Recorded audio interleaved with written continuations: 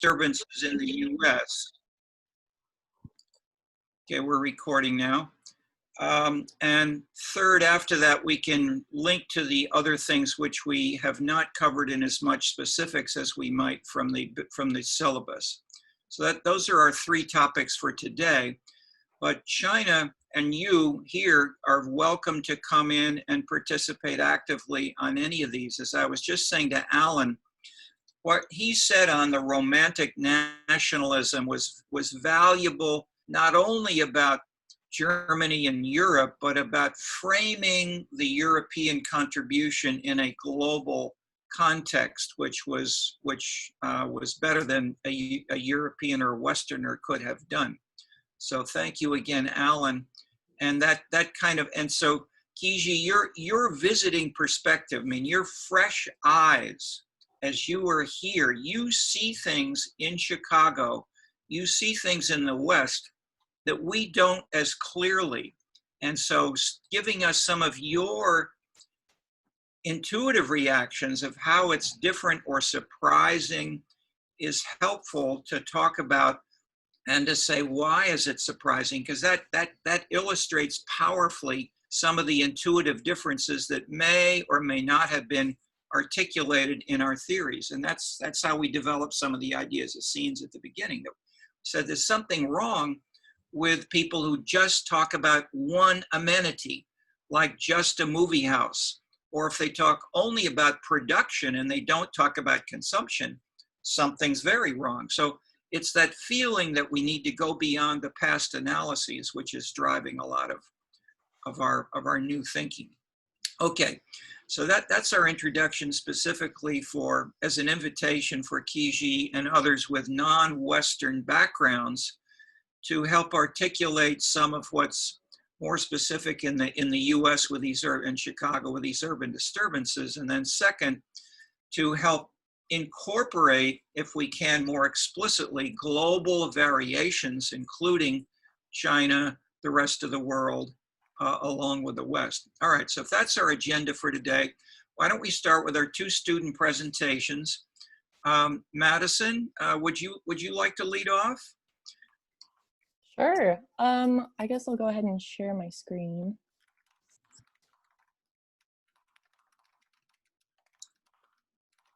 And while you're doing that, I'll just say that she spoke up when she saw we had on the reading list a video on her town of Oklahoma City and how the mayor and the city lost 1 million pounds, led by the mayor.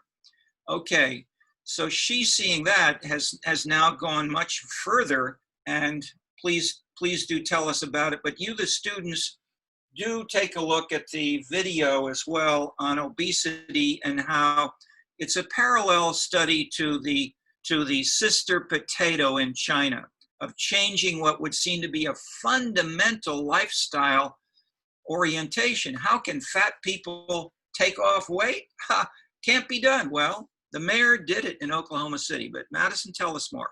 Sure, yeah, so thank you for this opportunity.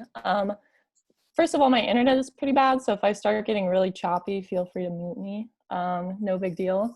And I'd like to take today to talk about Oklahoma City and just how much effort has gone into innovating the city in ways that we've covered in class, inspired by the YouTube video that I will encourage you all to watch. So I'll be talking today mostly about the Metropolitan Area Project, which we call MAPS, and then applications to urban innovation and scenescapes. Oops. There we go. So a little bit of background of Oklahoma City. It's the 25th most populous city in the United States, according to the 2020 census. It's the second largest city in the United States by total area. It has one of the world's largest livestock markets, which you can watch live if you want to. They auction livestock on Monday and Tuesdays. Our economy is mostly based on oil, natural gas, and petroleum. We're home of the Oklahoma City Thunder if you follow basketball, and our nicknames are OKC or just the city. We usually just say the city. So what does Oklahoma City have to do with urban innovation? A lot of things. So I'd like to start off by talking about MAPS, which, as I've said, are the Metropolitan Area Projects. MAPS 1, the main goal was to be Oklahoma City's visionary capital improvement program for new and upgraded sports, recreation, entertainment, cultural, and convention facilities. So far, we've completed MAPS 1, MAPS for Kids. We are currently in MAPS 3, and we will soon start raising money for MAPS 4. MAPS 1 began in December of 1993. The way that we raise money for MAPS is a 1-cent sales tax within Oklahoma City. So if you make a purchase, then it'll be a 1-cent sales tax that will go directly towards funding MAPS, which means that it leaves the city with no debt, which is incredible. Since MAPS 1, over 100 projects have been completed.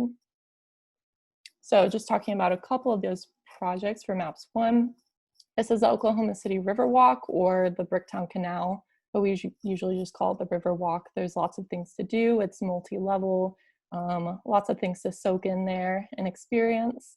We have the Chesapeake Energy Arena, and yes, it's usually that packed. This is definitely a playoff game because everyone is a blue shirt, but we love our Thunder here. It's the one thing that unites us since we're split between OU and OSU. We have a minor league baseball area or stadium. We have the Civic Center Music Hall, and we also made some improvements to our fair infrastructure. Oh, sorry. Quickly, so MAPS 1 started raising money in 1993 and was completed by 2001. In total, it raised $309 million. And then MAPS for Kids was our second project. It raised money beginning in 2001, and the last project was completed in 2018, and it raised, as you see here, $470 million. This is one of the examples of what MAPS for Kids money went towards. $12 million went towards building the John W. Rex Charter Elementary School downtown. I took this picture the other day. It's super pretty and really well built, and you can see the Devon Tower in the background, we'll see in a lot of pictures. MAPS 3, it started raising money in 2009, and the last project should be completed in 2022. It's raised $777 million for all the projects, which includes Scissortail Park, which is beautiful. My parents took this picture the other day on a walk. We also have Will Rogers Trail, and then our streetcar infrastructure was put in place in 2018 and is available for public use. There's the Devon Tower again, and there's more Thunder Pride. Further applications, definitely. So kind of looking into specific things that we've covered in class. The walkability of downtown was a huge priority for the mayor, Mick Cornett, and then also the current mayor. Mick Cornett is the one who was speaking in the YouTube video about Oklahoma City losing weight. And one of the ways he wanted that to happen was he wanted to increase the ability of people to walk and just be healthier in general, see their city in a completely new way. So he allocated $18.1 million specifically for sidewalks. Personally, it takes about an hour to walk from downtown to Midtown, so not a lot of people choose to walk kind of all over the city. Also, basically everyone has a car because you have to commute. And so there's definitely a lot of improvements and pushing for people to walk more, but the more we have public transportation and kind of encourage the walking and have things for people to see while they're walking, we'll just make that easier. If you were to walk downtown, MAPS specifically worked to create incredible walking experiences with the goal to create enjoyable and distinct scenes in our districts downtown. Public art is everywhere. Oklahoma has buffalo, where Chicago has cows. This is one of my favorite ones. And then also public art is considered artscapes. There's some YouTube videos on that. I wonder where they got that idea. The best places in Oklahoma City to walk around and soak in the experience would be the Riverwalk that I mentioned, the Scissortail Park, which is also next to the Myriad Gardens, the Oklahoma City National Memorial Museum, which if you haven't heard of the Murrah building bombing in 1995, you should definitely check that out. It's pretty upsetting, but it's also really important to read about in the context of Oklahoma City. Yep. As well as, go ahead. Why don't you even mention that as background either now or at the end, as that links to the experiences in the last few days nationally? Yeah, I can talk about that at the end for sure. Okay. Thank you. Yeah, absolutely. And then we have Midtown, which is pretty funky, lots of fun things to do. And then Paseo District is our Bohemian district, which we'll come back to. Local amenities. So amenities are the reasons why people are drawn to certain locations, and they influence the way people structure their lifestyle through consumption or participation. The most pressing amenities to create a really enjoyable city for someone living in or around Oklahoma City were completed through MAPS 1. That was kind of the goal of MAPS 1, is to get all this infrastructure in place so that people can enjoy the city in a new way. But there's lots of other examples of amenities in Oklahoma City. A lot of them are pretty Western themed because we are in the American Southwest. So we have the National Cowboy and Western Heritage Museum, American Banjo Museum, Rattlesnake Museum, stuff like that. But there's plenty of things to do and see in Oklahoma City. Local buzz. So buzz is the excitement and energy projected by the scene from scenescapes. There's lots of things that are just kind of happening all the time. There's big crowds, at outdoor dining areas. There's always food trucks outside of the gardens. Cattlemen Steakhouse is in Stockyard City, which is where the auctioning of livestock takes place. And so, it's considered like one of the best restaurants in Oklahoma, so it attracts presidents and pro athletes and more. And then there's also murals downtown and midtown all over the place that they repaint once a year specifically so people can take pictures there and like tag them in Instagram. So people will be drawn to those areas. There's not a lot of diversity in Oklahoma City, as you can see with the statistics on the bottom, but looking at the 15 dimensions of scenes, and then within authenticity is ethnicity. And so there are some specifically like ethnic districts. So we have the Asian district, which was established of a very large influx of Vietnamese people in the 1970s. There's a variety of Asian grocery stores, cafes, and more. And it's similar to Chinatown in Chicago, but it's much less concentrated, I'd say, in the sense of like, it's not so specifically Chinese or Vietnamese. There's lots of different groups in there. And then there's also, it's more spread out than the Chinatown in Chicago. There's also Deep Deuce, which was the heart of the Oklahoma City's African-American neighborhood in the 1920s and 30s.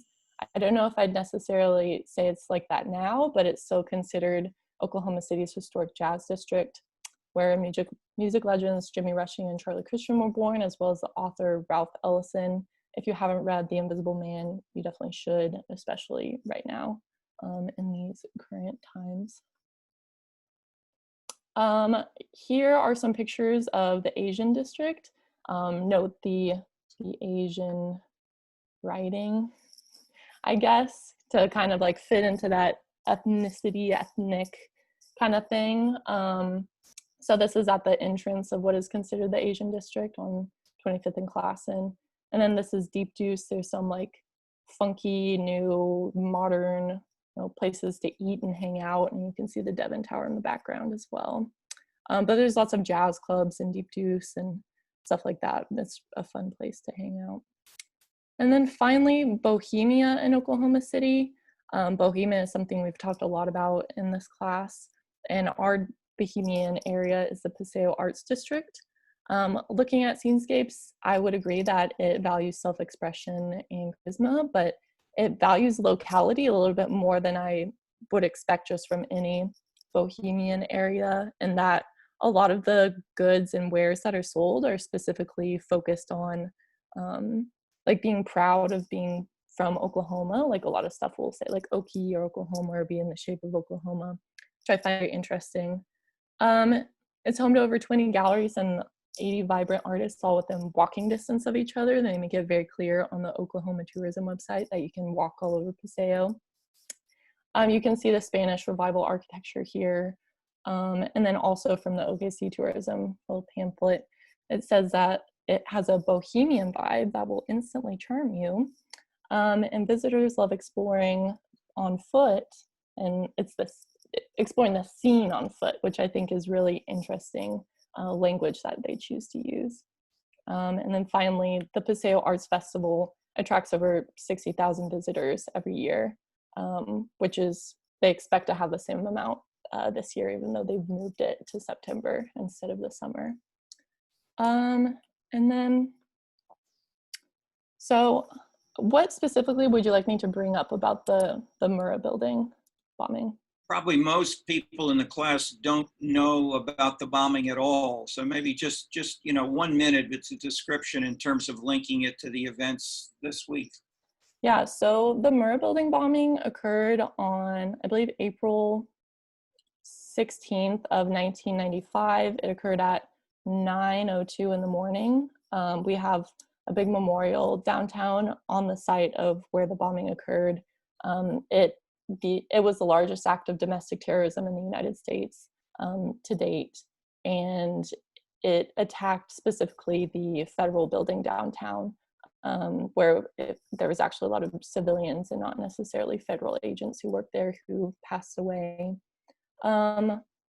It was, I believe it was Timothy McVeigh who was the one who set up the bomb, and I believe it was a truck parked in front of the building.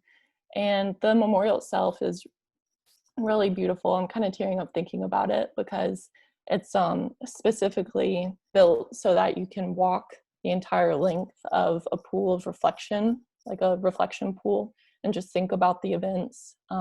There's a big gate that says 901 and another gate that says 903.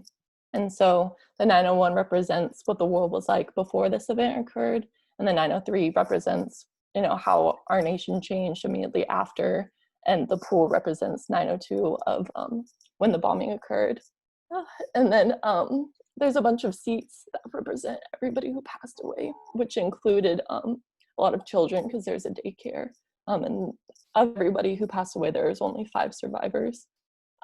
So I think there's a lot of ways to tie it to what's happening right now, but I'm a little emotional at this point. Do you have anything that you would like to add or tie it to what's going on right now? The emotion is real, and part of it which is shared much more generally. So don't feel that should be constrained. I'd say recognizing the importance of violence, the scene aspects, the artistic, the engagement.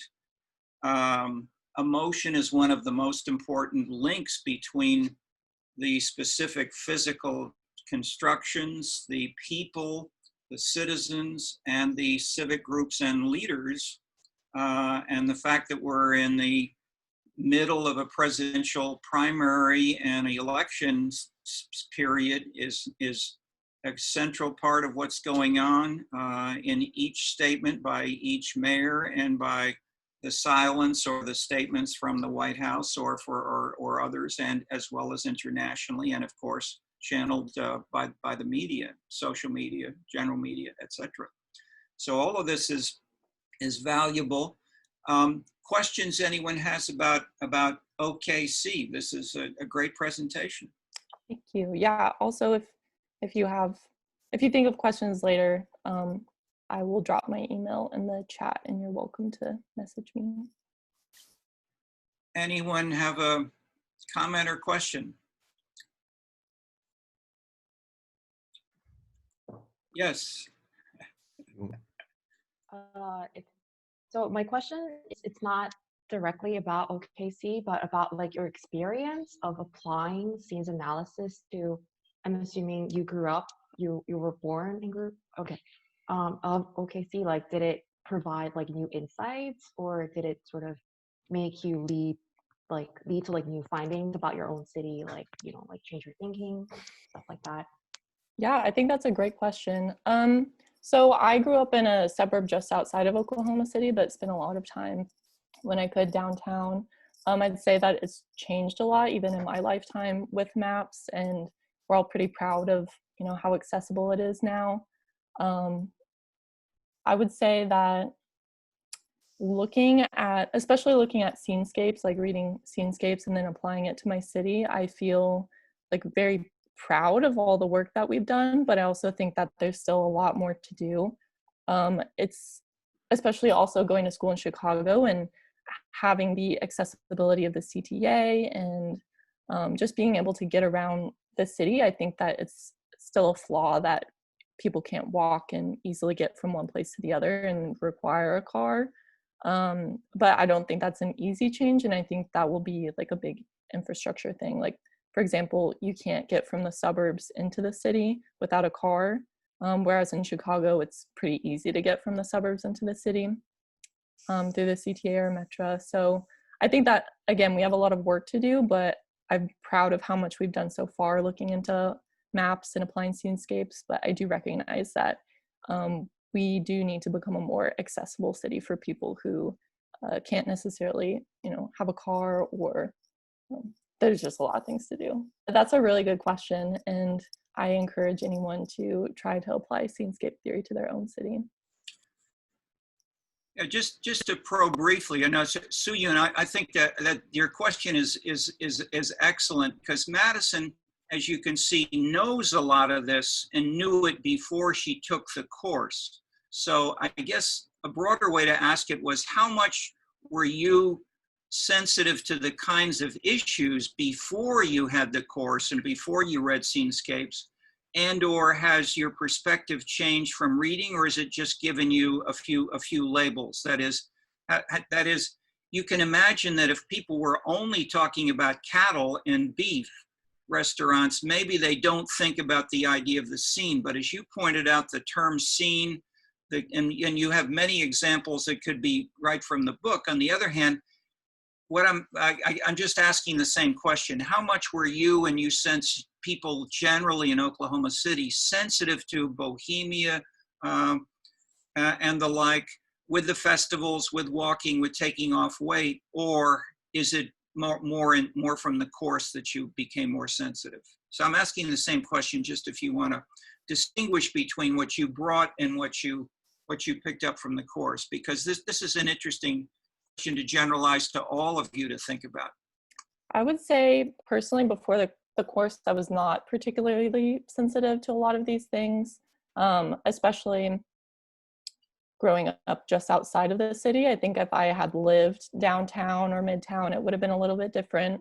But I think that my perspective has changed definitely after taking this course. Just being more sensitive to a lot of these topics that we discuss in class is something that I don't think would naturally come to mind. I think if I went to the Paseo District, which we do pretty often, I think, oh, this is a fun place to go, not, oh, this is a Bohemian style, scene that the city is specifically constructing for us to like consume, if that makes sense. So I think that that is one reason why I encourage people to apply this to their own cities, is just to kind of make those realizations for themselves and see kind of what's natural and what the city itself has constructed for the consumer. Okay, now that's very helpful. Anyone else? I have a question, if you don't mind. Madison did such a great job at the presentation. It was really interesting. I had a question about, you talked about the taxation with the MAPS program.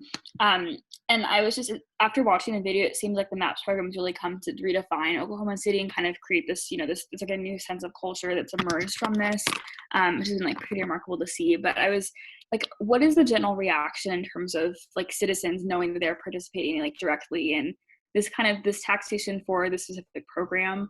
I know that a lot of times, like, we all have to pay taxes and we're all aware that we pay taxes. There's often like this reluctance to pay, but what's kind of like the general, like, I don't know, response to this kind of citizen participation through taxation for this program?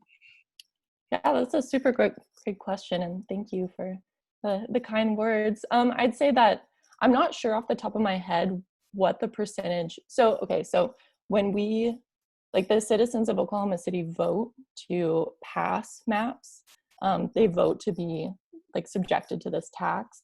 And I'm not sure off the top of my head what the percentage of voting yes is, but I do know, like, from personal experience, that it's very high. Like, it's probably gone up since MAPS 1, where MAPS 1 took a lot of convincing for people to no, we need this infrastructure, because if we want to have a NBA basketball team, then like they need a place to play. And if we want to have, a cool place for people from out of town to go, like we have to build the Riverwalk. Like there was like a certain amount of convincing that had to take place. But like since Maps 1 has been completed, I would say that the approval rating has only gone up. And you can also see that reflected in the budget set out for each of these. So it went from 309 million for Maps 1 to 777 million for Maps 3. And I'm not sure what Maps 4 will be, but I think I read that it'll be around $1 billion after all the money is raised. Thank you. That's a good point in international perspective, that the U.S. aversion to having government be visibly active or playing down the taxation side and focusing only on the services side is a way of joining the spending with the taxation and giving for some, at least Americans who think in terms of what can I get with in a market analog, the answer is here's the penny. A penny's a small amount, and look at what I'm getting, and it's changing the whole city. So in that sense, many other projects there was one that started it in the US was the Los Angeles Olympics, which was very successful. And it was the first Olympics that was funded primarily from private sector contributions rather than from government. And so in that sense, and Chicago is pioneered in lots of this. The Chicago Cultural Center downtown is built by the city, but the programming is almost entirely paid for by civic groups, business groups, arts groups here, and minimally by the city government taxpayer. Okay, any other questions, comments? Thank you then very much, Madison. That was great. Thank you. Suyun, do you have some comments for us? As a presentation, I believe. Oh, yeah, sure. I can start sharing my screen. Great. Thank you. Sure. Yeah, great. Okay. Can you see my screen all right? Yes. Okay, cool. So hi, my name is So Yoon. I'll be presenting on shopping malls and gated communities in Jakarta, Indonesia. So the idea for this paper emerged during my lit review process for my MA thesis. And I thought that this phenomenon, the explosive growth of shopping malls and gated communities in Jakarta, especially since the 1990s, seemed worthy of further analysis in and of itself. And I thought that a scenes analysis would really lead to interesting findings. So let me just first briefly outline the historical context in which these two urban amenities were introduced in Indonesia. So following the two oil booms and the influx of foreign direct investment in the 1970s, Indonesia saw rapid economic growth. And in order to maintain this growth rate, the Suharto regime initiated neoliberal reform, resorted to an export-oriented economy, which led to a massive growth of the private sector in land development. And a lot of scholars have talked about this in the form of developer middle-class alliance. So on the one hand, you have the economic interests of private property developers. And on the other hand, you have sort of a cultural interest, if you will, of the middle class to express their new cultural identity and distinguish themselves through practices of consumption as well as residence. So this is sort of the context in which we've seen this explosive growth of urban amenities, shopping malls, and gated communities that cater to the needs of this emerging demographic. To just give you a sense of how explosive this growth was, the first shopping mall in Indonesia was constructed in 1961, but since 1991, the number of shopping malls increased by 100% every 10 years. And as of 2020, there's a total of 321 shopping centers. So that's about 300 new shopping malls in like a time span of 30 years, which is just incredible if you think about it. And as for gated communities, it has more of a historical root.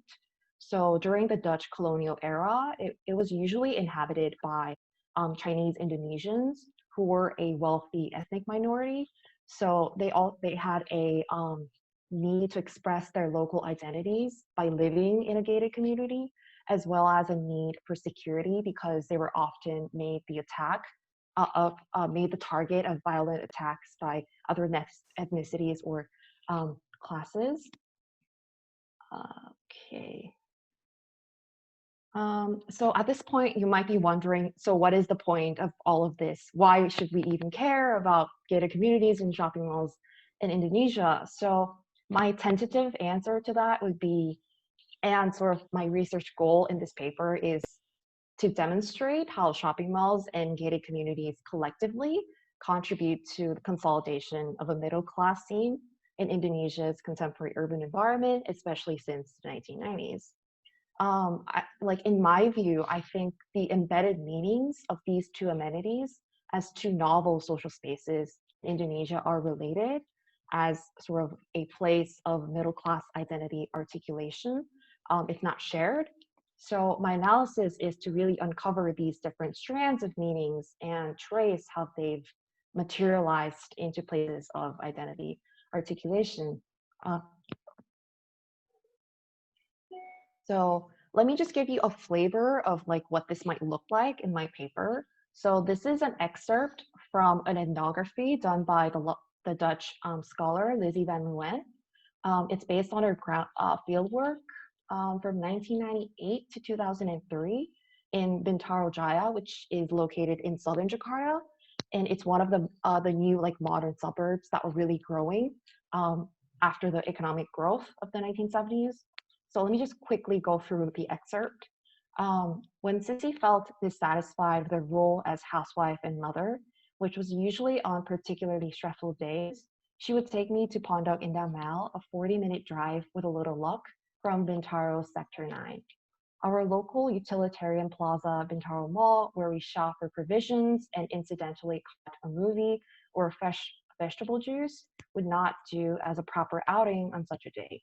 Far more glamorous and cosmopolitan, the huge Pondok Indah Mall with its colorful banners and flags, its chronic surrounding traffic jams and the general bustle on its vast parking areas was a much more suitable shopping mall for a breath of fresh air. On these particular days, Sissy wore what seemed like all her gold, platinum, and diamond rings, as well as the massive golden crucifix pendant that she would stop wearing in public after December 1988. So I think this excerpt, although it is very short, really allows us to extract three things. So first, there's stratification among shopping malls. There's utilitarian local malls, which provide basic necessities. And there's the more glamorous and cosmopolitan malls, which bustles with traffic and people, and it's really a place of buzz. And second, we can see how shopping as an activity for the Indonesian middle class emerged as something that's leisurely, and it's also a form of entertainment.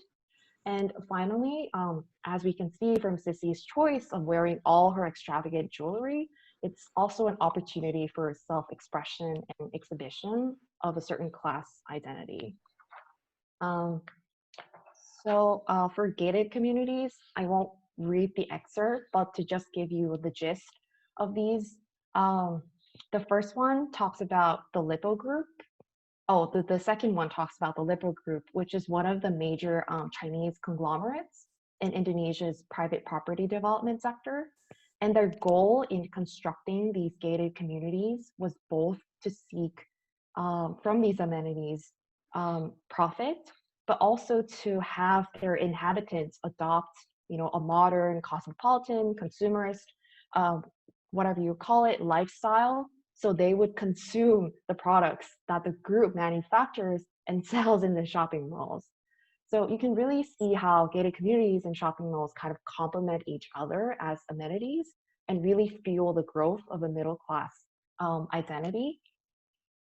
And another argument that I'm making in my paper is that gated communities in Indonesia are characterized by extreme individualism.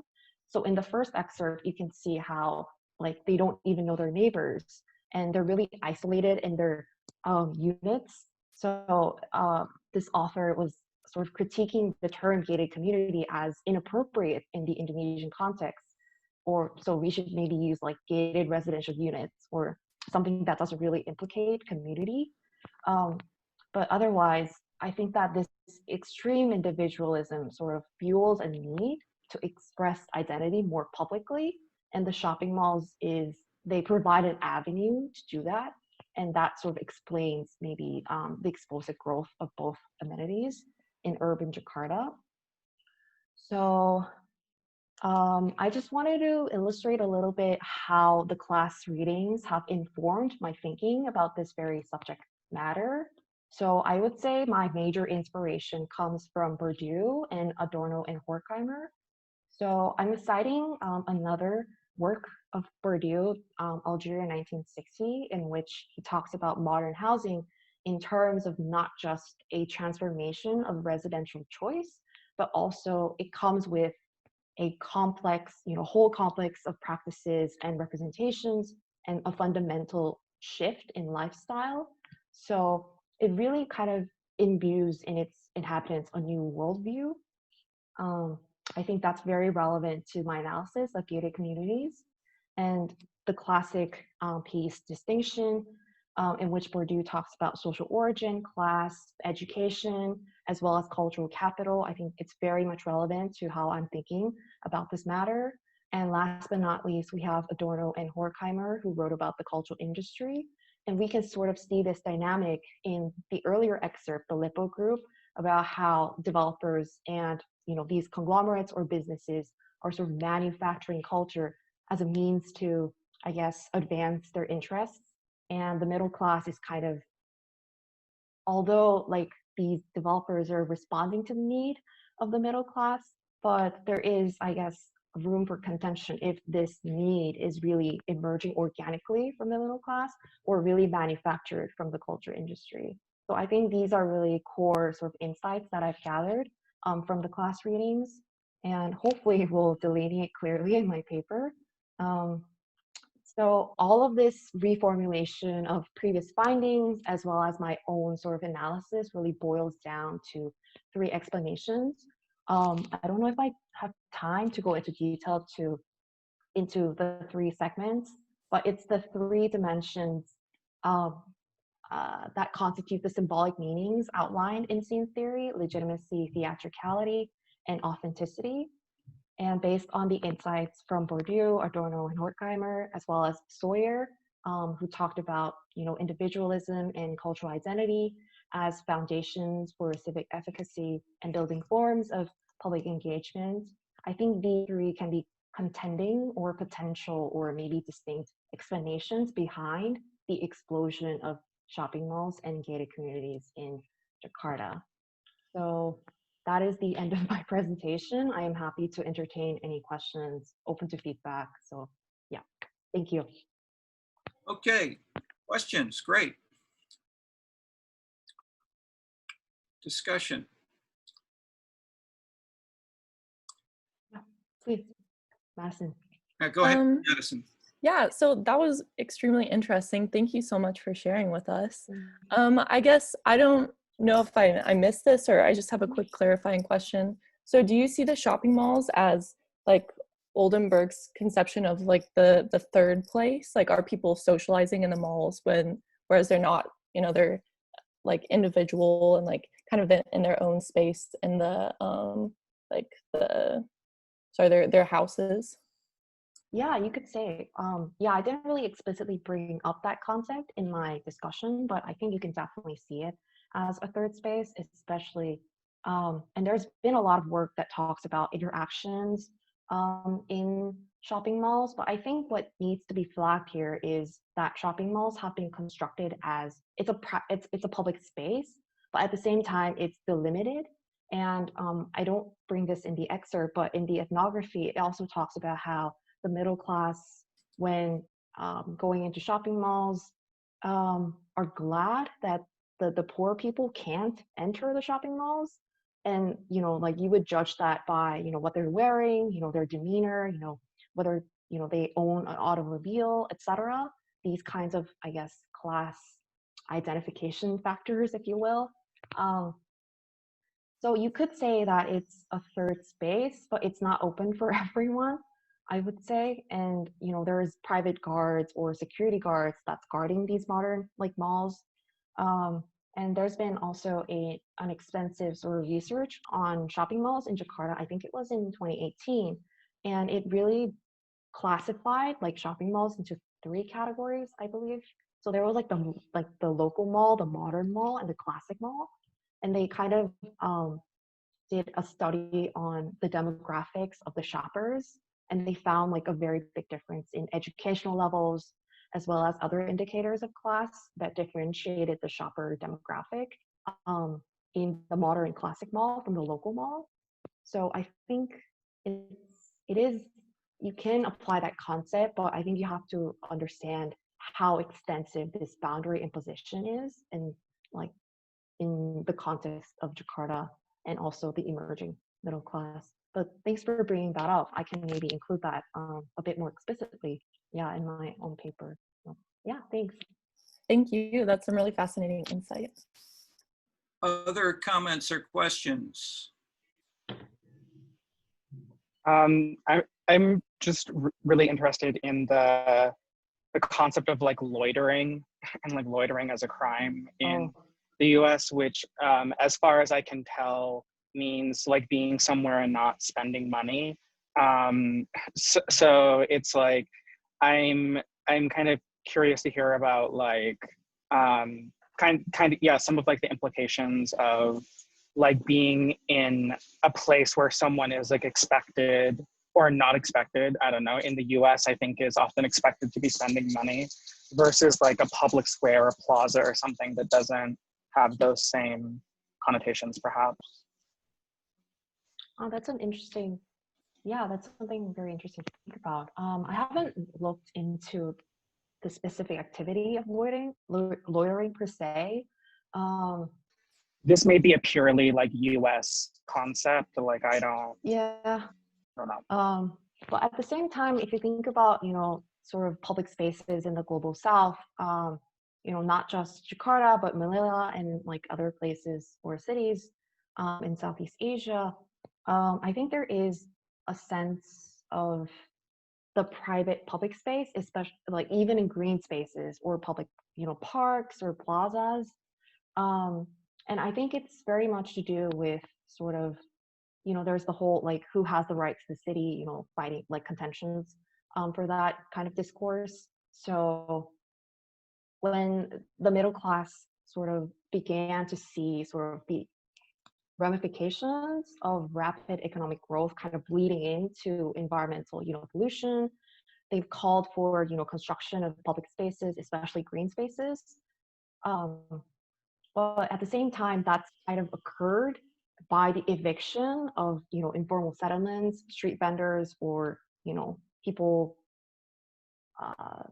like who belong to the urban poor. So I'm not sure if the idea of loitering could be applied very saliently in the case of, it could be because I don't have much knowledge on that aspect per se. But I know that there's some literature that talks about how, for example, like Caldera, like wrote about Sao Paulo, that, people who were walking on the streets were viewed as potential criminals, or, they were given the eye, or, these private security guards that were guarding gated communities will give them the look. So I'm not sure if that's the same dynamic we would see in Indonesia, like sort of, or even just if there's like a literal law on the books or not. I'm not exactly sure. I don't think I have a legally informed answer to that. I'm just talking about maybe social dynamics that might be relevant. But honestly speaking, yeah, I'm not sure if I can answer your question directly. I can just give maybe implications or maybe potential, I guess. Yeah, I just hope something to that. think about. Yeah. That's really interesting. I think, yeah. Just briefly to bring in, elaborate Brandon's question. In Chicago and US, many drugstores, for instance, and a Walgreens, you would see a sign which Mhm. said, meals are limited to 20 minutes. Please do not stay beyond this amount of time. Then when there was a visiting professor here in the French department under de Gaulle, the professor went from Hyde Park to downtown Chicago, and he saw a neon sign that went on and off over a restaurant which said, a meal a minute, a meal a minute. Okay, and that sense of the constrained time even to eat shocked the French so much, who celebrated the long, quiet, calm meals together in a family or in a restaurant, was seen as a completely overwhelming example of market, cold, impersonal, Northern European Protestant lifestyle, which the French absolutely opposed. And that was the foundation of General de Gaulle's entire building up of, and this is what we saw with Alan's presentation last week, the romantic nationalism of France, which he used in ways, I would say, that have not been achieved by most other countries or are not being used by most other countries today, in the sense of directly opposing the cultural foundations of especially what was seen as Americanization of Europe at the time. So, for instance, when I was a student in France, there were zero fast food shops. I mean, McDonald's, burgers, that kind of thing. There was nothing like that in Paris. When these started coming into Paris and becoming more and more popular with the French, and the French stopped going to their own bigger restaurants, this led in turn to what was called the slow food movement in Paris and in Rome. And there were active organizations, websites, demonstrations, which tried to say, we want to preserve our civilized European culture, and we resent this, the complete cultural conception of fast food. Food should never be fast. But basically, they basically lost out. And so those movements, even though that movement has come into the US, it's still there. There's a website that some because Americans have moved toward the Southern Europeans. We find that is, in those days, people in Chicago would say, we're not, or Americans would say, we're not a cafe society. We don't sit and talk and drink coffee. We go to work. And so that kind of statement would fit with the loitering idea. So my point is, yes, it's in part market related, but I'd say it's also, it may be equally, or certainly I won't try to balance it, but it's also culturally related to a puritanical work ethic that everything should be oriented toward doing either work or good works, charitable activities, serving the Lord, leading a good life. So, and in the sense, just one regional difference is we've read Elazar. This is most of all in New England. This is the New England Puritanism. Salem, Massachusetts is the core. I have some relatives from Salem, and I've seen this within my own family. And in Boston and New England, you generally had much less culture in the sense of entertainment in a popular sense, and that was much more concentrated in New York and in a more, let's say, raucous style, Chicago. So Chicago and New York in that sense were leaders, and then later on LA, Las Vegas, places like that celebrated these kinds of activities. But by contrast, this was simply seen as immoral in New England traditionally. And so that was, I'd say, was the more powerful general background. Then in small towns in the Midwest of the American South, William Faulkner described the South as Puritanism under the Southern sun. And in that sense, there was a resentment or that is, this conflict within the South over these, but explicit over these very issues. So these are good issues to raise. One question I'll leave, and I don't have an answer, but it's a question raised by Clifford Geertz, probably the most important American anthropologist after World War II, Geertz, and he really focused on Muslimism in Morocco and Indonesia, and he wrote maybe 10 books on Indonesia. And it is in a biography, a biographical essay, a book he gave it near the end of his career. He said he still feels that his career is a failure because he could never interpret why you had this explosive mass violence all across Indonesia with I don't know how many thousands of people, neighbors killing neighbors, shooting them, murdering them, etc. And it came very suddenly out of ostensibly almost out of nowhere, it seemed. And then it went away and no one talked about it for years and years. So it in a sense, that's a linkage to Oklahoma City's terrorism and the Chicago, I shouldn't start with Chicago, although we got plenty of Chicago tradition from Al Capone onward. But the violence we see across the US in this last week in ways that bringing these things in to bringing our bigger theories in and trying to explain specific events is hard, even for someone as subtle and sophisticated as Clifford Geertz. But do we have any other questions for Soo-Yoon, or we can transition to into more general discussion of the pandemic and urban unrest. But again, thank you both. But any more questions for Soo-Yoon from anyone else? Okay, well, let's transition in and let's listen for if anyone wants to volunteer either a question, an emotional commentary, a bit of feeling. I'll give you one bit of feeling, which just looking out my window, and this joins the two really.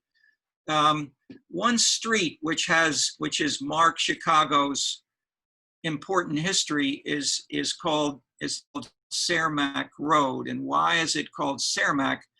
On this road was the headquarters of Al Capone.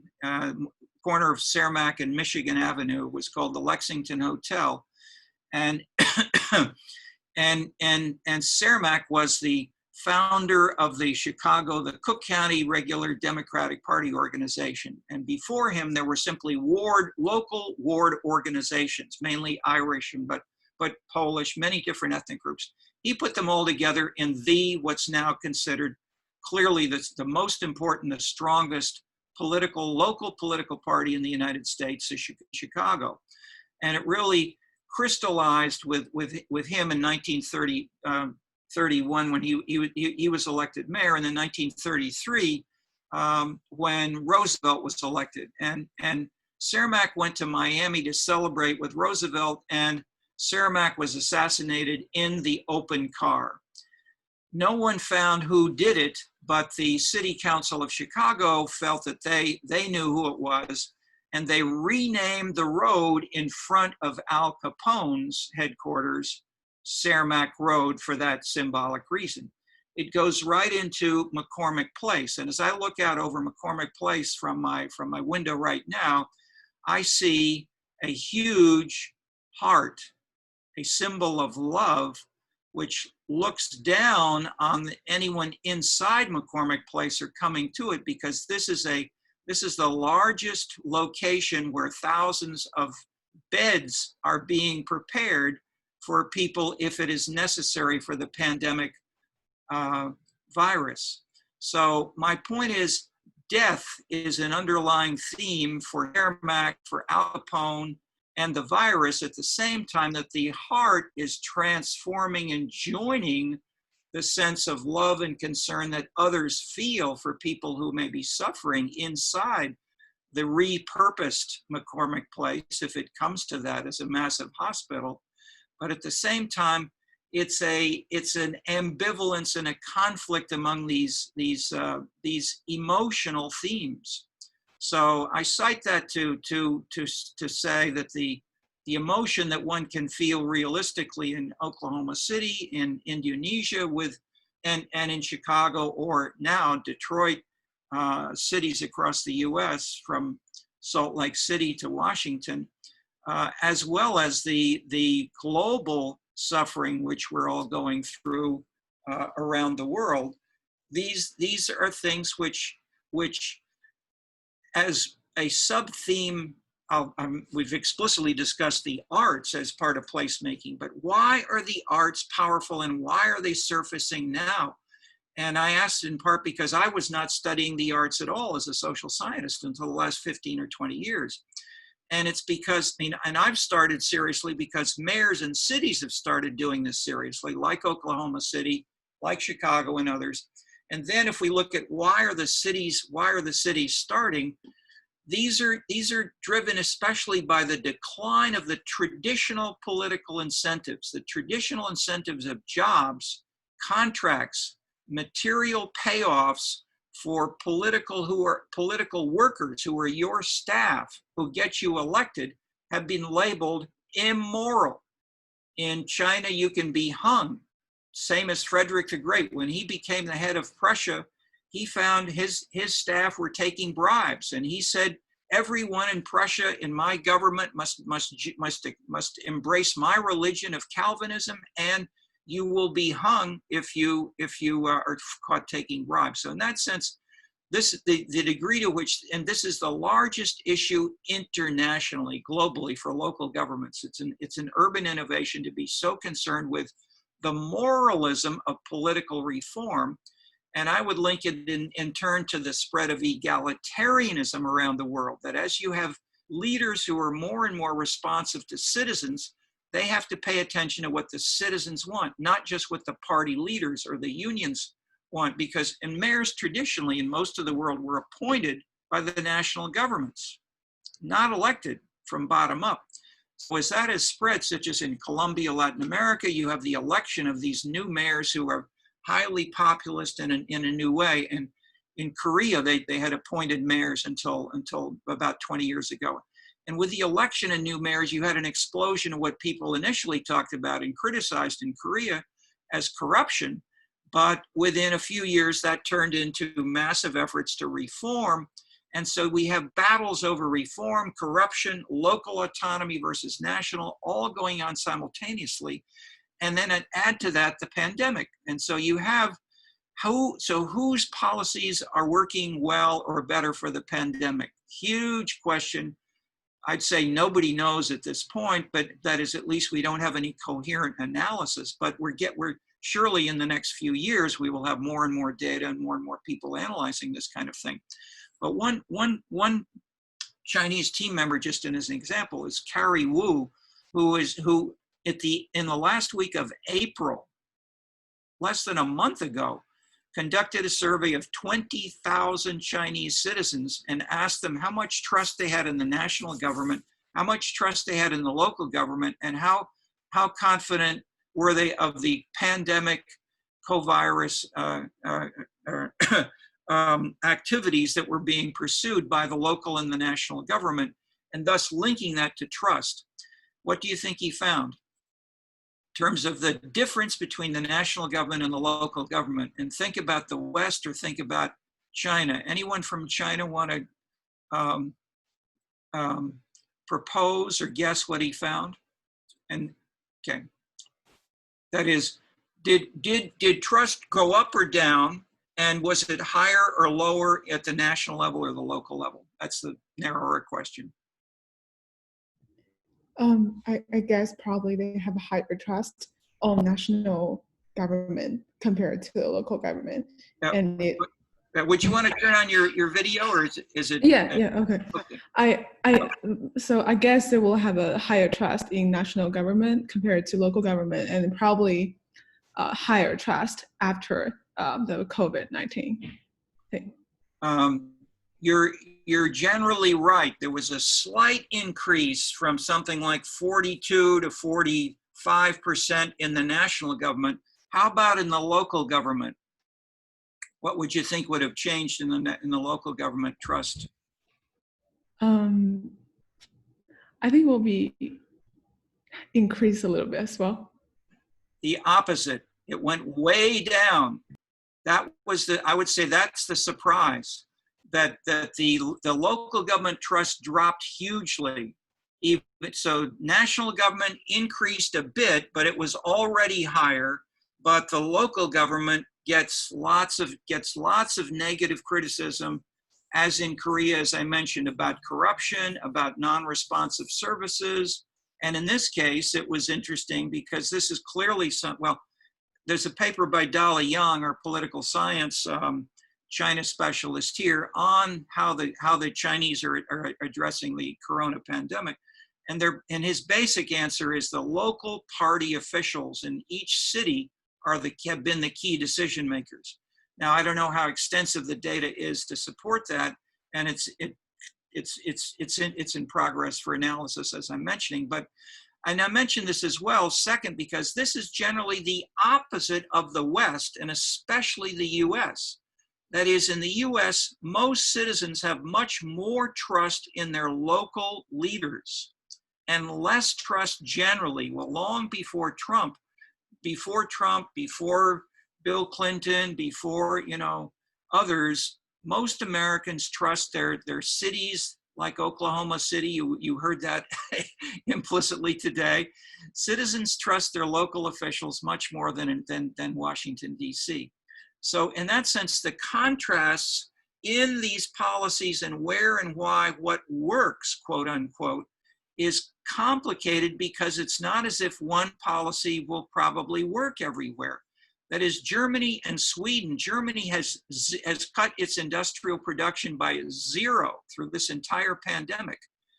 The Swedes have generally said, we're not changing anything. We'll leave that up to you, Swedish citizens. You are thoughtful citizens. You know that you need to cover your faces. You need to do these things. But we as a government will not enforce anything.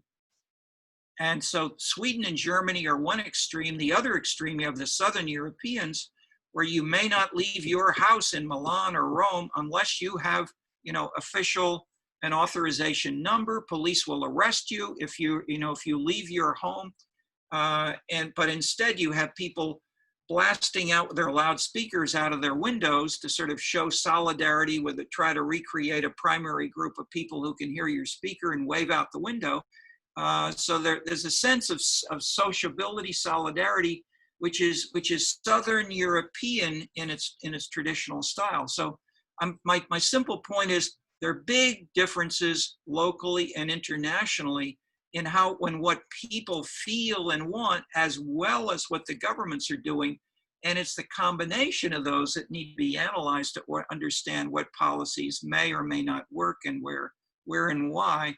And these are very complicated things to capture, first to conceptualize, second to think what's a research designed to test how these things work, and then third to get them, in some cases, massive data to be able to test these in a systematic way. So short of all of that, we can try to formulate some hypotheses or at least talk about it.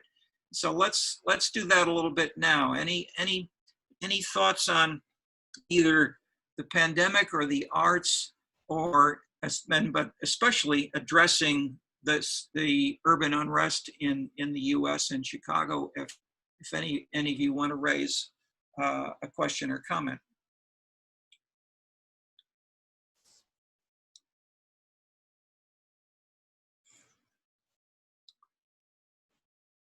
I don't know if one or two of you have written to me and said that they're feeling strong reactions. They're concerned.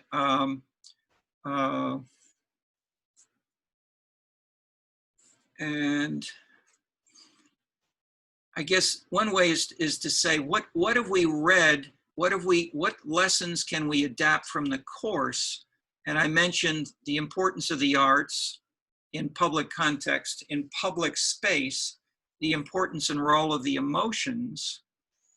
And we can link this more to urban disturbances in the US, and I can do so if that would be helpful, but I don't want to, I'd rather have discussion than lecture if we have a few more reactions anyone wants to put on the table. Especially people who are from outside the US, or visitors, or people who've been here as students for 3, 5, 7 years, of seeing how things look a little different.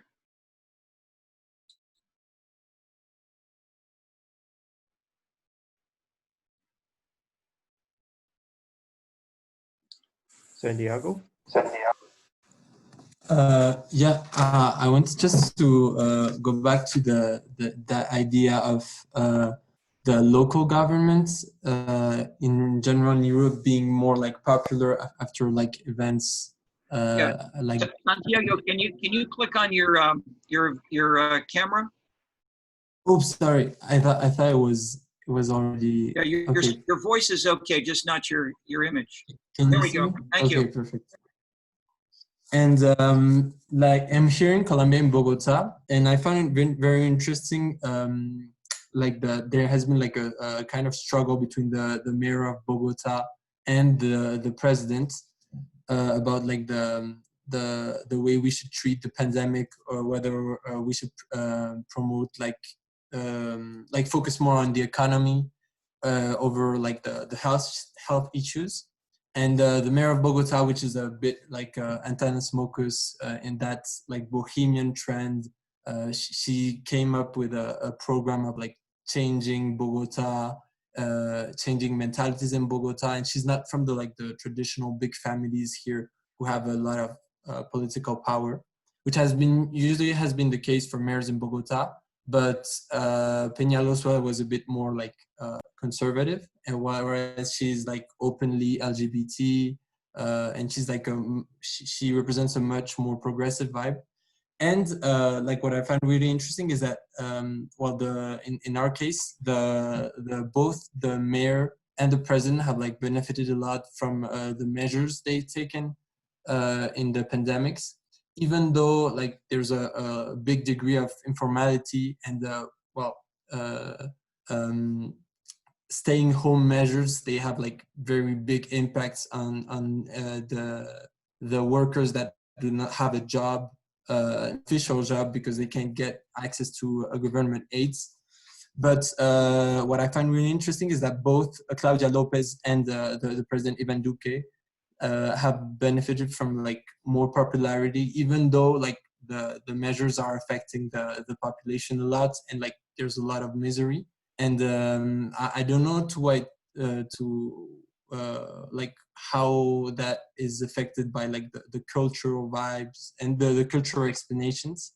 But I really found it interesting because like people here suffer much more, I think, than people in France from the constraints imposed by the stay-home measures.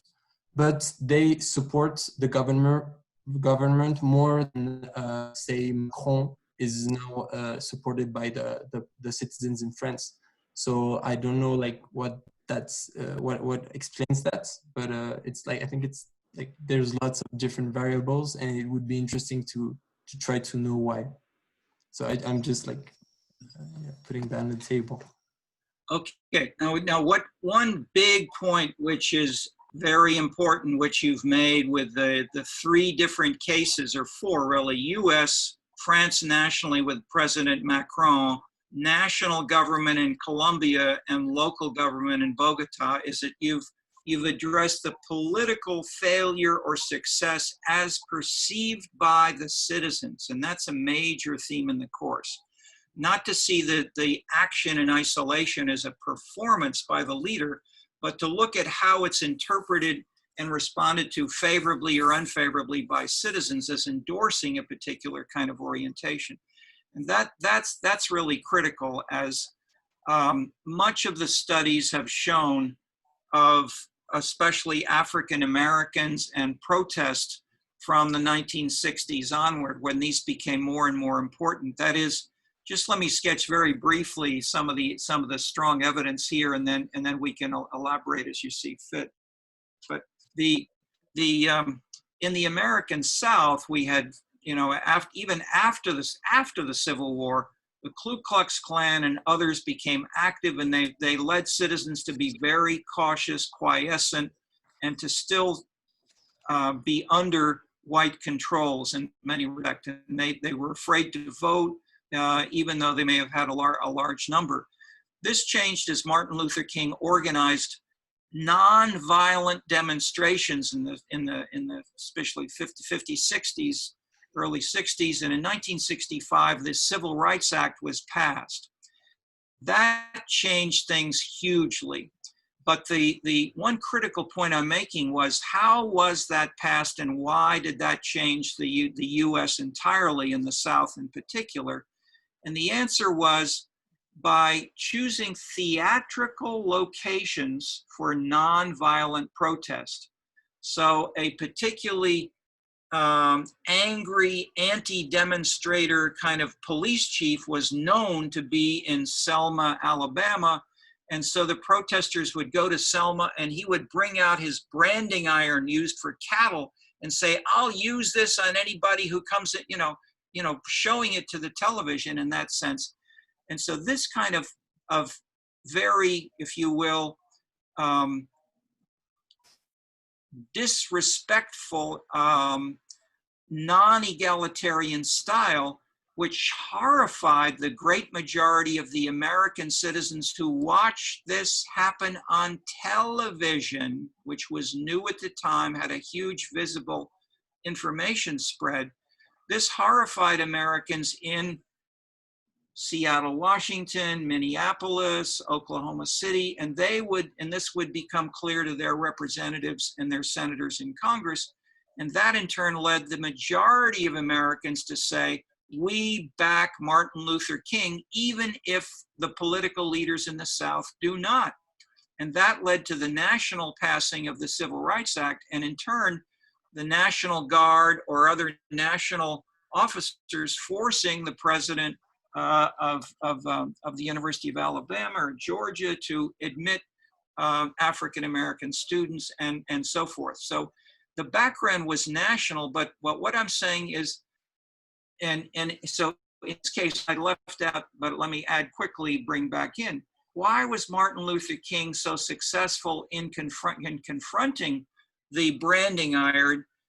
Nonviolence, peaceful, singing quietly, religious music, praying, prayers visibly shown on television. This was the self-disciplined, quiet, and the goal was racial integration, that they wanted equal rights, that we as African Americans can have equal to everyone else. Okay, so that dominated from the early 60s through the 65 civil rights until the mid 70s. And it was let me get the date right. No, it was the mid 60s. Sorry, this was I think it was 67 that Stokely Carmichael here in Chicago, Stokely Carmichael and Hamilton, who was a professor in Chicago, Loyola, I think it was, published a book called Black Power. And Black Power had a huge transformative impact, became very powerful, and was adopted by the majority of the civil rights groups, combining with, this is in a book by a sociologist called Freedom Summer, which I think was 66 or 65, 66, 67, led to the civil rights movement joining with Black Power, with Northern Union more activist and sometimes more violent, potentially violent tactics. So we have today in Black Lives Matter a combination of these. That is, they're building on the tradition, and here in Bronzeville, the thing I've said, this one big thing I've learned living here for decades is there is huge division among African Americans. There are many different people. There are looters, they're religious gospel singers, there are Black Lives Matter protesters. There are mothers who want their kids, especially their sons, to be at home and not going out on a Saturday night. There are other sons who fight with their mothers and who never talk to their mothers or ask their permission for anything. All this is going on, and people are arguing and disagreeing over what's right or wrong.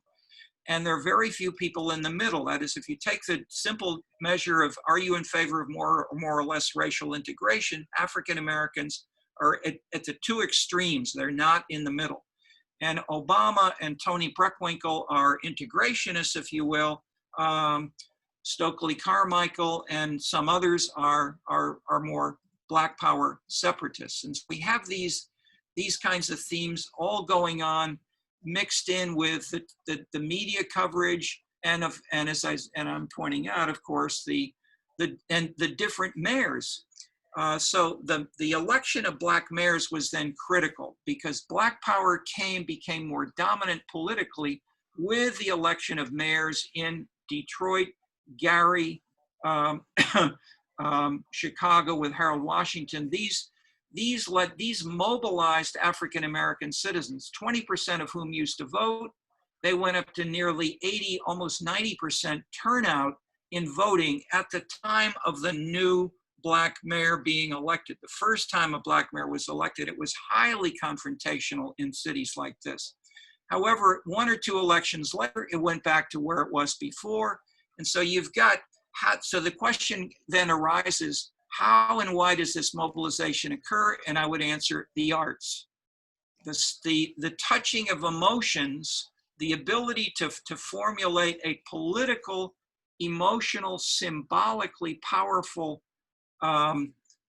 activity is critical, but it has gone in different ways, and we're seeing right now each day, each mayor, the president, people in Congress, they are all under the media's eye right now, and they're all taking positions that differ on these and other issues. So I would say it's a great time to observe, to think about your own feelings, ask yourself, where do your different reactions come from?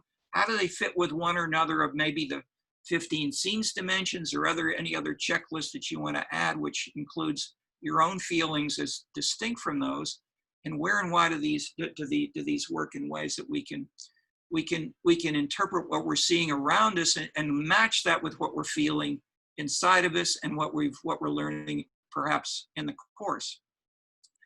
Okay, any reactions to what I just said?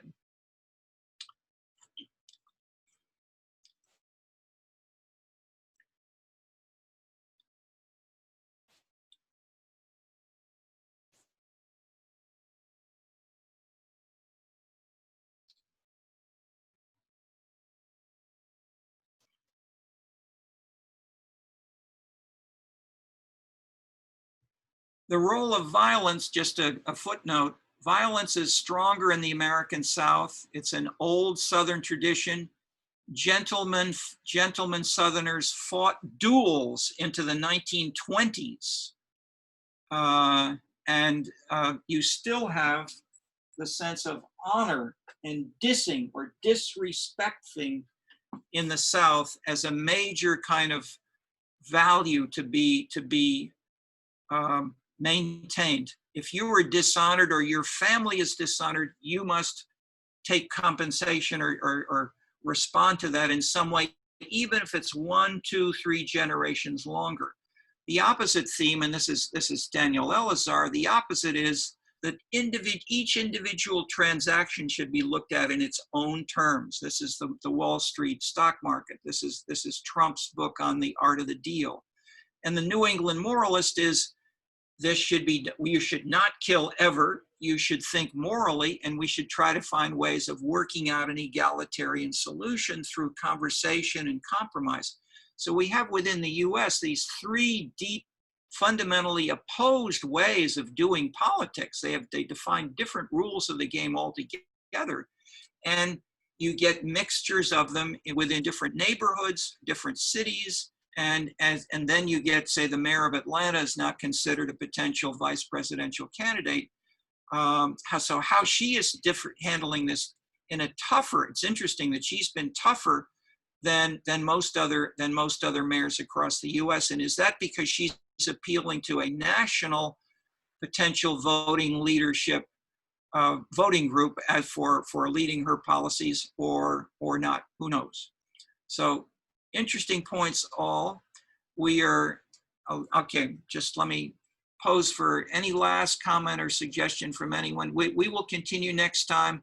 We can have a little bit on this if you want to join these issues with the readings and review for the exam, which we'll do on Wednesday. But that is that the point of the exam, the point of having this, the point of the course from my standpoint at least, is to try to help you have more clearly in your head some tools that you can bring to bear if you think about your own city of Oklahoma, as illustrated in the two great presentations we had today, and the discussions that we're having on France and Colombia, and to help use them to help us see ourselves more clearly.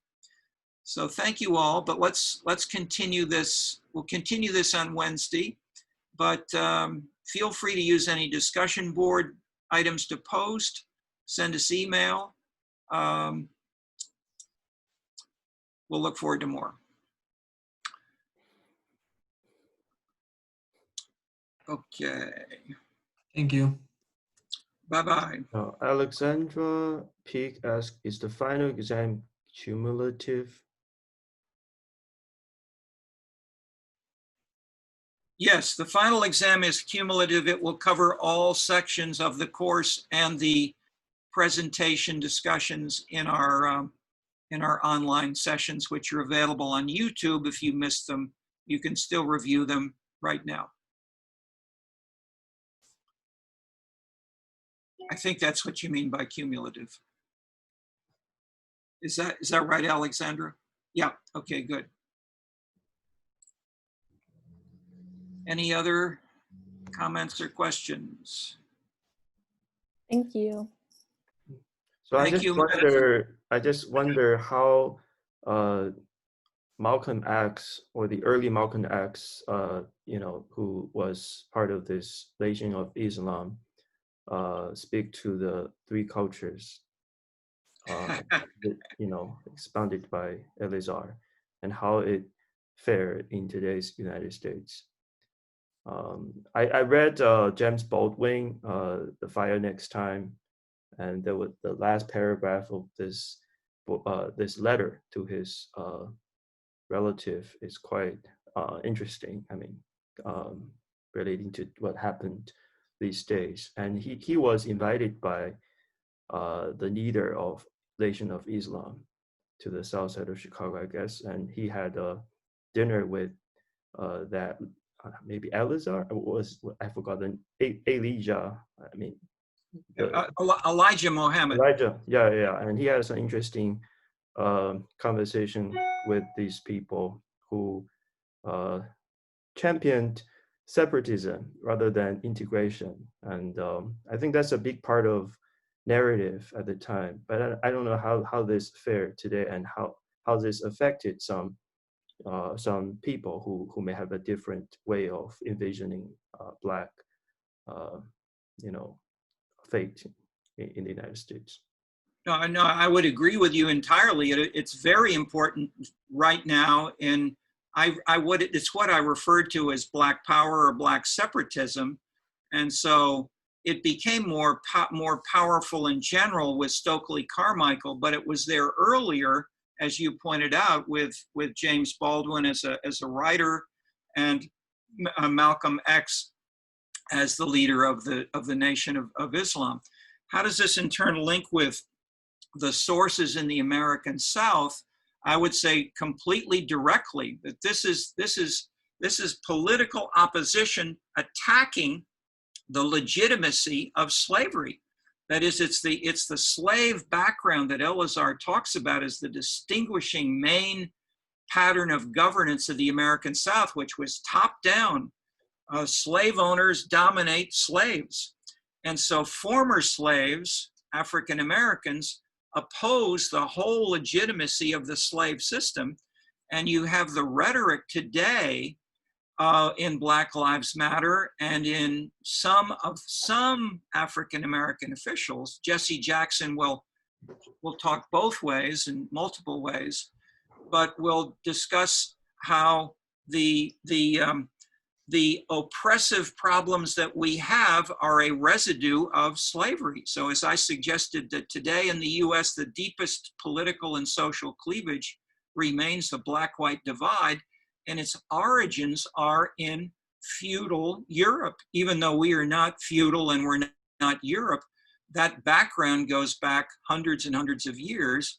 And so the institution of slavery is still something which is in the streets right now.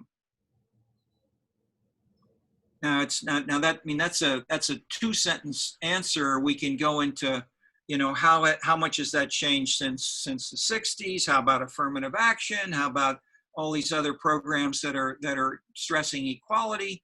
And how much is this dealing with grandfathers or great-great-grandfathers, and how much should we focus instead on shorter-term transactions? These are the debates going on in the political and public sector, in the media, op-ed pieces today, and there are no clear right or wrong answers. All these things going on as we have diverse perspectives articulated, but which we've read about in this course.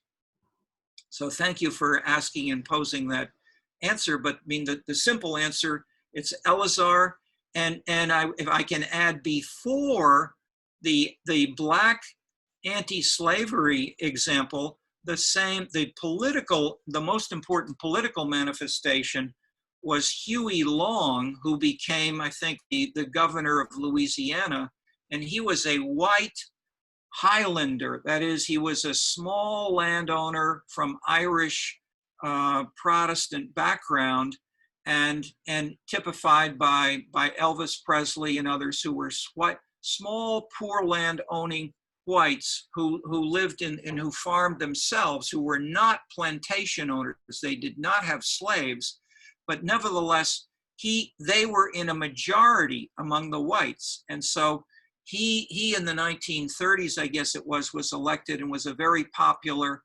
populist, anti-establishment, egalitarian speaker. And his style was then picked up and used by African Americans across the South in the 1930s, and continue in the rhetoric. I mean, the rhetoric, the elegance, the polish, the style, the literary refinement of African Americans is related to that, is to the South. And it comes from people like from the plantation owners and their links back to the royal courts in Europe. But it was transmitted through the Baptist churches and the theological seminaries, which taught ministers how to give speeches, and which included the elegance of style, which is at a much higher level than you have in the American North.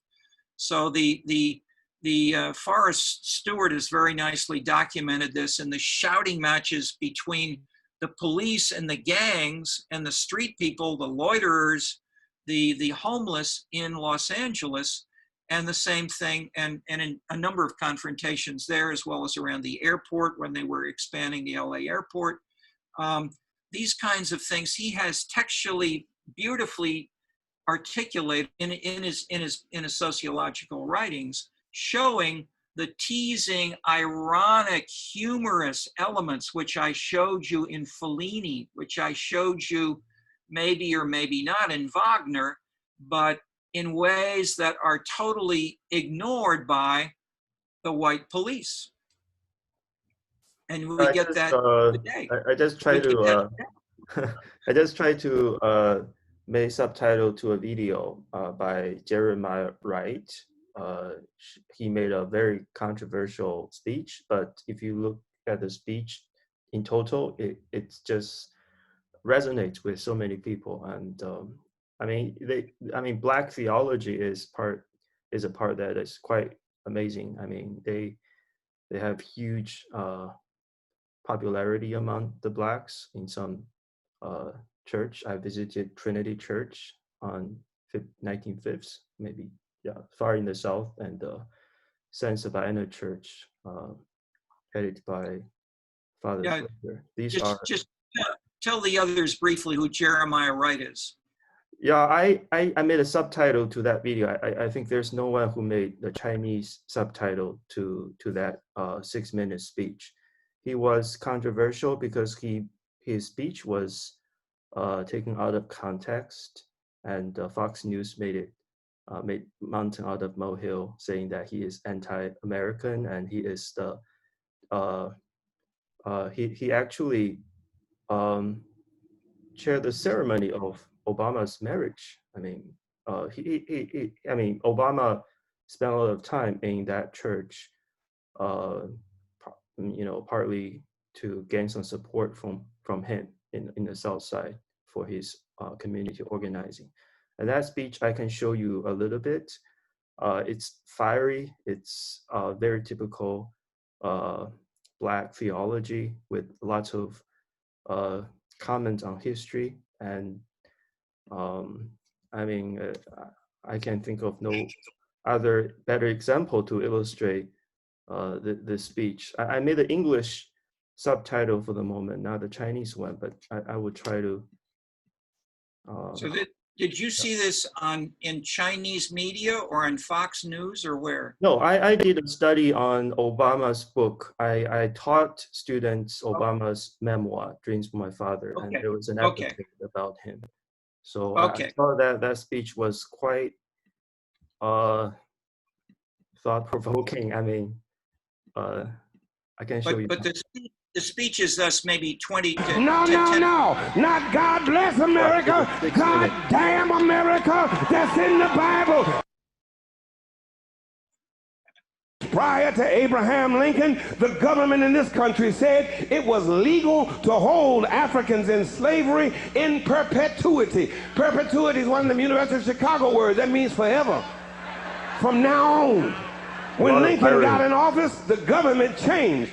Prior to the passing of the 13th, 14th, and 15th Amendments to the Constitution, the government defined Africans as slaves, as property, people with no rights to be respected by any whites anywhere. The Supreme Court of the government, same court, granddaddy court of the one that stole the 2000 election, Supreme Court said in its Dred Scott decision in the 1850s, no African anywhere in this country has any rights that any white person has to respect at any place, anytime. That was the government's official position, backed up by the Supreme Court, that's the judiciary, backed up by the executive branch, that's the president, backed up by the legislative branch, and enforced by the military of the government. But I stopped by to tell you tonight that governments changed.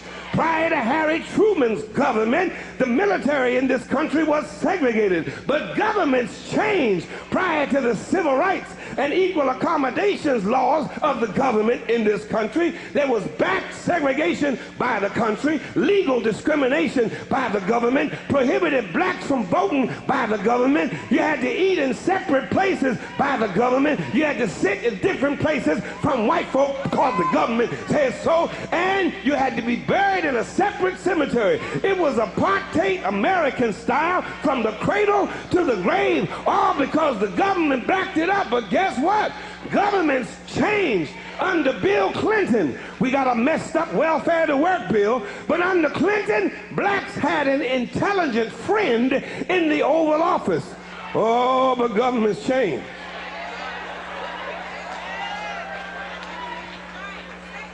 The election was stolen. We went from an intelligent friend to a dumb Dixiecrat, a rich Republican who has never held a job in his life, is against affirmative action, against education, I guess he is, against health care, against benefits for his own military, and gives tax breaks to the wealthiest contributors to his campaign. Governments change, sometimes for the good and sometimes for the bad. But I'm fitting to help you again. Turn back and say, he's fitting to help us again. Where governments change, write this down, Malachi 3:6. Malachi 3:6, thus saith the Lord. Repeat it after me. For I am the Lord, and I change not. That's the King James Version. The New Revised says, for I, the Lord, do not change. In other words, where governments change, God does not change. God is the same yesterday, today, and forevermore. That's what his name, I am, means, you know. He does not change. There is no shadow of turning in God. One songwriter puts it this way, as thou hast been, thou forever wilt be. Thou changest not. Thy compassions, they fail not. Great is thy faithfulness, Lord, unto me. God does not change. God was against slavery on yesterday, and God, who does not change, is still against slavery today. God was a God of love yesterday, and God, who does not change, is still a God of love today. God was a God of justice on yesterday, and God, who does not change, is still a God of justice today. Turn to your neighbor and say, God does not change. Where governments lie, God does not lie. Where governments change, God does not change. And I'm through now. But let me leave you with one more thing. Governments fail. The government in this text, comprised of Caesar, Quirinius, Pontius Pilate, Pontius Pilate. The Roman government failed. The British government used to rule from east to west. The British government had a Union Jack. She colonized Kenya, Ghana, Nigeria, Jamaica, Barbados, Trinidad, and Hong Kong. Her navies ruled the 7 seas all the way down to the tip of Argentina in the Falklands. But the British government failed. The Russian government failed. The Japanese government failed. The German government failed. And the United States of America government, when it came to treating her citizens of Indian descent fairly, she failed. She put them on reservations. When it came to treating her citizens of Japanese descent fairly, she failed. She put them in internment prison camps. When it came to treating the citizens of African descent fairly, America failed. She put them in chains. The government put them on slave quarters, put them on auction blocks, put them in cotton fields, put them in inferior schools, put them in substandard housing, put them in scientific experiments, put them in the lowest paying jobs, put them outside the equal protection of the law, kept them out of their racist bastions of higher education, and locked them into positions of hopelessness and helplessness. The government gives them the drugs, builds bigger prisons, passes a 3-strike law, and then wants us to sing God Bless America. No, no, no. Not God Bless America. God damn America, that's in the Bible, for killing innocent people. God damn America for treating her citizens as less than human. God damn America as long as she tries to act like she is God and she is supreme. The United States government has failed the vast majority of her citizens of African descent. Yeah, just want to hear your reaction. Okay. No, Yeah, I made the subtitles. Just try to translate it into Chinese. Perfect. But just for Kiji or the others, if you don't know, he was the minister chosen by Michelle Obama and Barack Obama. They went to his church, and I think you said he was their minister who married them? Yeah, yeah. Okay. So then in the primary, when Obama was running for president, he spoke to this minister spoke out again, and he got picked up by the media who's saying, is this a man, is this the minister of the man you want to vote for president? And at that point, Obama broke from Jeremiah Wright and said, I no longer go to his church. And so they separated. But the point was, Jeremiah Wright was and is an important national figure, as you rightly. I mean, you could have chosen others, but he's not only is he articulate as a wonderful illustration of exactly what you said, but he was a politically very important player in national politics in being a link between Obama and Black citizens. On the other hand, I would point out as well, I said Michelle Obama chose him. She did her BA at Princeton on Black Power, basically. And her BA disappeared when he was running for president, so the media never really got access to it. But she is a strong Black Power advocate. He is not. He is a racial integrationist, basically. So the two of them have been in continual conflict. There was a New Yorker magazine cover that showed him dressed in a style of Nehru as a peacemaker, and she was dressed as a Black Panther with machine gun bullets across her chest. So that was known at the time when he was just coming into office, and that was her style. She was here. She was a vice president of the hospital for community affairs. I worked with her with students, or many students who were active in working on these issues in the South Side of Chicago.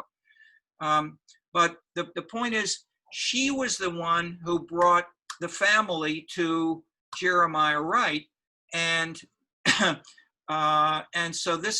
and so then as soon as in the election, in the Democratic primary media presentation on Michelle Obama, it was maybe a 30-40 minute video on her background. There was no mention of race, of Blackness, of Jeremiah Wright, or anything. She was treated as if she were Polish or German. It was amazing. So the point was, they made the video to try to help him win the election, and she was politically silent for 8 years, basically. She did charity work. She visited the wives of veterans whose husbands died in wars. She would dance with the president on the stage. She'd feature clothes and diet and health and so forth.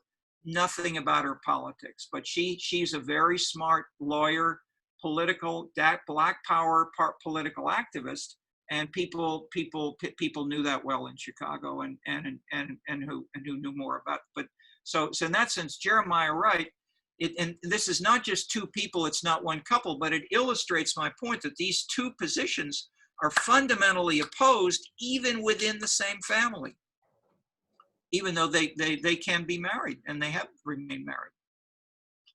Okay, so thank you for bringing that up.